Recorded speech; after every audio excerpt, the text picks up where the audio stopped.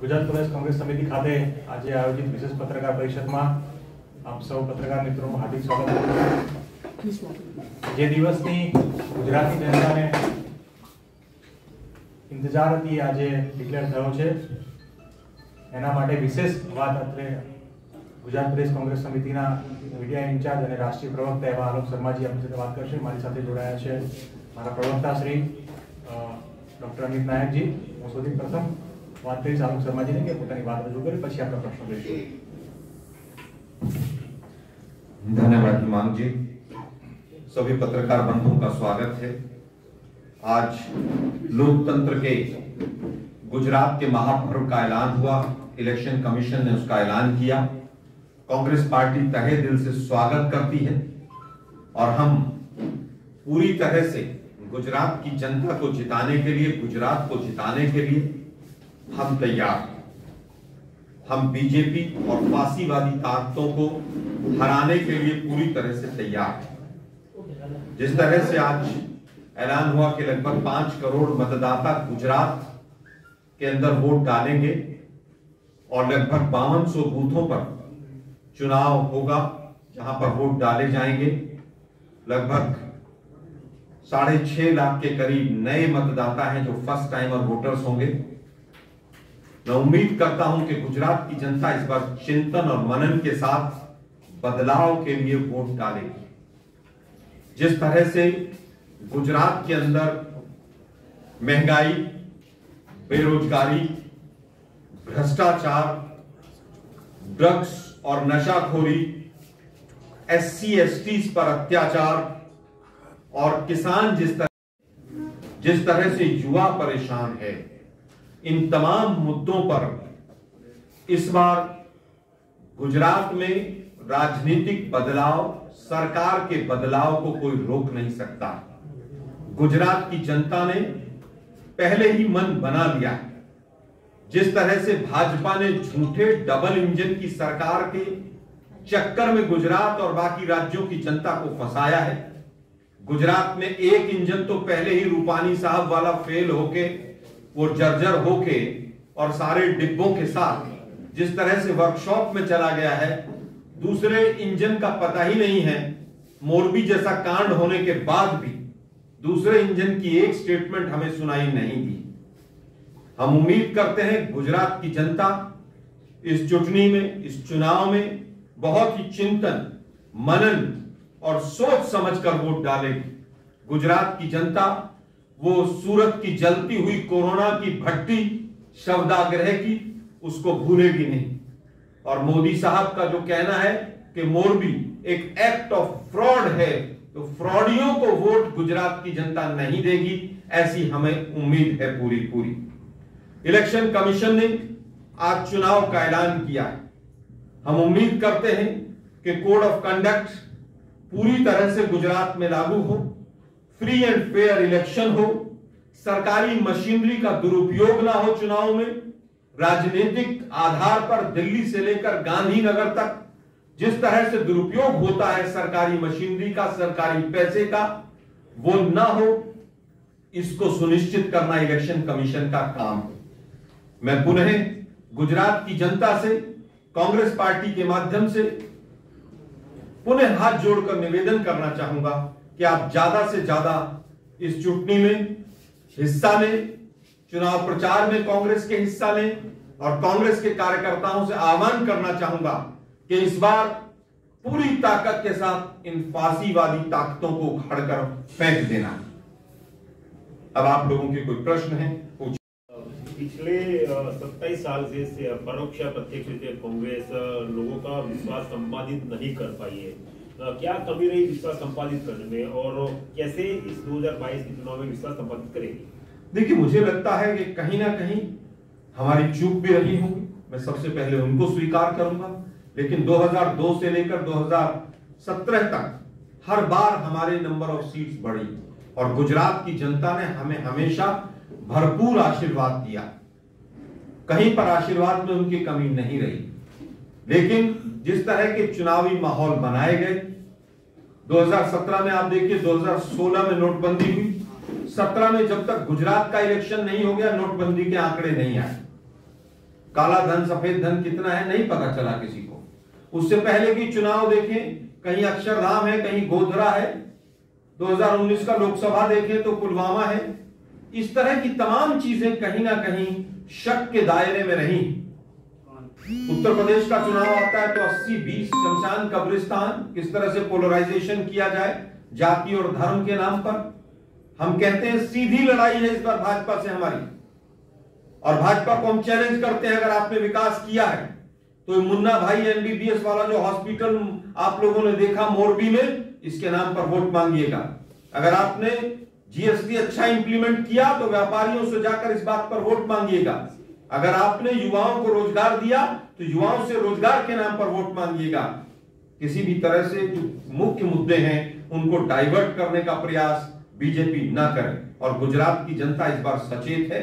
इस बार गुजरात की जनता भाजपा को उखाड़ फेंकेगी। आलोक जी, दूसरा सवाल ये होता है कि बार बार आपको ये कहना पड़ता है कि सीधी नेता का बयान आया था, यदि आम आदमी पार्टी सपोर्ट देती है तो हम सपोर्ट लेने तैयार है।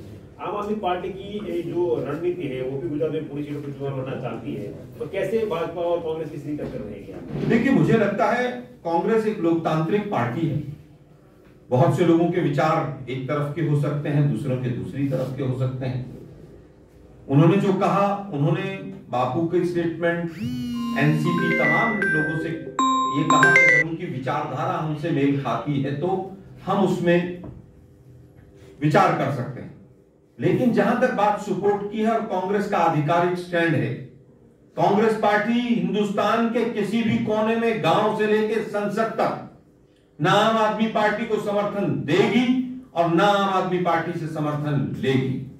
कारण क्या है कि आज दिल्ली सांस लेने के लिए त्राहिमाम कर रही है।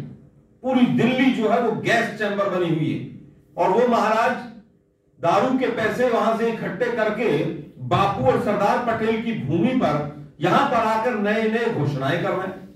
वहां पर जमुना साफ कर दिए, वहां बेरोजगारी भत्ता दे दिया है उन्होंने। गुजरात की जनता उसको समझ चुकी है। एक नई नौटंकी उन्होंने शुरू की है, सीएम कैंडिडेट वाली। क्या आप साथियों को पता है 4 ऑप्शन कौन कौन से हैं? बहरूपियों के चक्कर में गुजरात की जनता नहीं आएगी। बीजेपी की बी टीम है, वोट कटवा पार्टी है। हिमाचल से वहां से खदेड़ा गया है, बीजेपी ने खदेड़ा है कि आप जाइए गुजरात में चुनाव लड़िए, वहां हम हार रहे हैं। इससे ज्यादा उनका कोई रोल नहीं है। खाता भी नहीं खुलेगा आम आदमी पार्टी का। सर, जिस तरह कल शंकर सिंह वाघेला ने एक हाईकोर्ट के अंदर एक एप्लीकेशन देके खैर सरकारी कर दी है, कहीं पीआई ने पिटीशन की मांग उठाई है, तो कांग्रेस पार्टी वो क्यों नहीं कर पाई, क्यों पीछे रही? दूसरा सवाल यही है कि आपका कांग्रेस के लिए जो 8 जो गारंटी दी है और आम आदमी पार्टी के कुछ जो है मैनिफेस्टो जो गारंटी वो मिलते जुलते हैं। देखिए, महंगाई और बेरोजगारी जैसे विषय किसी पार्टी के नहीं, वो तो सभी के हैं, क्योंकि जनता त्राहिमाम कर रही है।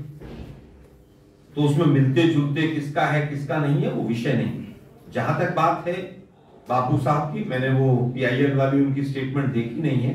इतना जरूर है, कांग्रेस पार्टी ने कल आधिकारिक तौर पर chief justice Gujarat high court को पत्र लिखा है कि एसआईटी जो केवल लीपापोती है, जिसमें केवल बीजेपी के शासन के जो अधिकारी हैं, जो उनके खास पिट्ठू हैं, जो अधिकारी वो रखे गए हैं, उस एसआईटी को भंग किया जाए।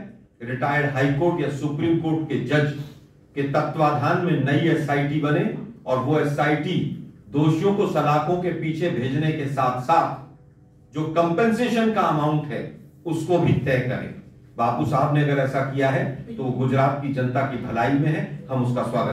सरकार ने आज सुबह ही होमगार्ड का और जीआरडी का पगार बढ़ाया, तो उस पर आपका क्या कहना है, उसको आप किस तरह से देखते हैं? देखिए, इलेक्शन कमीशन का उनको पता चल ही गया था, और मोदी साहब जो है वो पिछले 10-12 दिन से जिस तरह से घोषणाएं और नए नए वादे करते घूम रहे थे, तो ये कोई नई बात नहीं है। इलेक्शन आ गए हैं तो उनको होमगार्ड भी दिखाई देगा, पुलिस भी दिखाई देगा। लेकिन अहमदाबाद में जब पीछे बारिश हो रही थी और हर चौराहे पे जाम लगे थे, तब होमगार्ड की संख्या बढ़ जाए या गुजरात पुलिस की संख्या बढ़ जाए तब दिखाई नहीं दिया उनको। सरोज भाई, सर, इलेक्शन कमीशन को पूछा गया कि जब ये अनाउंसमेंट क्यों इतना डिले किया गया, तो उन्होंने तो प्रकट करने वाला दिन, इस पर क्या कहेगा? देखिए, मोरबी की घटना से तो पूरा देश ही स्तब्ध है। किस तरह से ठेकेदारी प्रथा और भ्रष्टाचार का जीता जागता नमूना देश के सामने है, वो किसी से छुपा हुआ नहीं। जहां तक बात है डेट्स की, तो इलेक्शन कमीशन ने जो थ्योरी दी है आज, उससे हम सेटिस्फाइड नहीं हैं। यही थ्योरी अगर हम फरवरी में 5 राज्यों के जब चुनाव थे उस पर देखें, आज वो 68 दिन और 71 दिन की कोई थ्योरी दे रहे थे, वो थ्योरी वहां लागू नहीं होती थी क्या? तब तो 5 के 5 राज्यों का एक ही दिन हो गया था। आज क्यों नहीं? क्योंकि मोदी साहब को घोषणाएं करनी थी, मोदी साहब को यहां पर आकर तमाम तरह के अपने स्वागत कराने थे, क्योंकि उनको वहां स्टैच्यू ऑफ यूनिटी पर जाकर यूथ कांग्रेस एनएसयूआई के 150-200 लड़कों को पुलिस थाने में बैठाकर और वहां पर दलितों की और आदिवासियों की बात नहीं सुननी थी, केवल एक तरफा भाषण देना था, क्योंकि मोदी साहब को अभी 4 दिन पहले अपने मन की बात करनी थी। मुझे लगता है कि ये पूरी तरह से दुर्भाग्यपूर्ण है और हम इलेक्शन कमीशन से निवेदन करेंगे कि वो फ्री एंड फेयर इलेक्शन को इंश्योर करे, और ये हमारा संवैधानिक अधिकार है। आलोक जी, जिस तरह से अभी ट्विटर वॉर चल रहा है, आपने कि बोला कि जिस तरह से चुनाव आयोग बिल्कुल निष्पक्ष कराएंगे, तो बीजेपी का कहना है कि कांग्रेस अभी से ही हार मान चुकी है। देखिए, मुझे नहीं समझ आता कभी भी हम सवाल सीबीआई पे उठाएंगे, बचाव में बीजेपी खड़ी हो जाएगी। हम सवाल इलेक्शन कमीशन पे उठाएंगे, बीजेपी ना ना ना ना ऐसा नहीं। क्यों भाई? क्या इलेक्शन कमीशन, सीबीआई, ईडी, तमाम संस्थाओं पे विपक्ष जब सवाल उठाता है तो बीजेपी उनके बचाव में क्यों उतरती? इसी से सब कुछ क्लियर हो जाता है कि दाल में काला नहीं, पूरी दाल काली है। सर, आपके कांग्रेस के कार्यकर्ता समेत पूरा गुजरात अब आपकी सूची पर निगाहें, कम वक्त बचा है, महज 15-17 दिन मिलेंगे। बहुत अच्छा सवाल आपने पूछा है, और आज भी स्क्रीनिंग कमेटी की बैठक दिल्ली में चल रही है। लिस्ट आते ही मैं भाई को सबसे पहले सर, कल तो मुख्यमंत्री की घोषणा भी करने वाले आम आदमी पार्टी का जो कैंपेनिंग है, जो वोटिंग है, मुख्यमंत्री की घोषणा, उनका फेस जो मुख्यमंत्री पद की घोषणा, मुख्यमंत्री की कैंडिडेट की घोषणा। क्या किसी को पता 4 ऑप्शन कौन कौन से हैं? पूरे सभागार में किसी को पता किसके लिए वोट देना है? सर, मुख्य इसमें जो मांग है, उत्तराखंड के अंदर जो इनका सीएम बनने जा रहा था, सीएम इन वेटिंग था, वो कहां है आजकल पता है? वो कर्नल साहब, वो बीजेपी के प्रवक्ता है उत्तराखंड के। गोवा में भी सरकार बन रही थी, और गोवा वाले जो इनके सीएम कैंडिडेट थे, उनकी जमानत जब्त हो गई। इनकी कोई जिस तरह से गुमराह करने की मशीनरी है ना, वो मोदी साहब से भी फास्ट है। अभी मैंने दूसरे चैनल पर पूछा अभी, इनके 4 ऑप्शन कौन से हैं, कौन बन रहा है, कौन कैंडिडेट कहां से लड़ रहा है? 4 कैंडिडेट हो, 2 कैंडिडेट हो, 6 ऑप्शन हो, 10 ऑप्शन हो, कुछ तो देंगे। ये सब गुमराह करने के धंधे हैं। वहां भी कहा था महिला सुरक्षा पे हम वो कराएंगे, क्या रायशुमारी? शराब की दुकानें रेजिडेंशियल एरिया में दिल्ली में नहीं खुलने देंगे, महिलाओं की रायशुमारी कराएंगे, और फिर 700-800 दुकानें खोल दी रेजिडेंशियल एरिया में। ये बहरूपिया है, इससे बचिए। Thank you.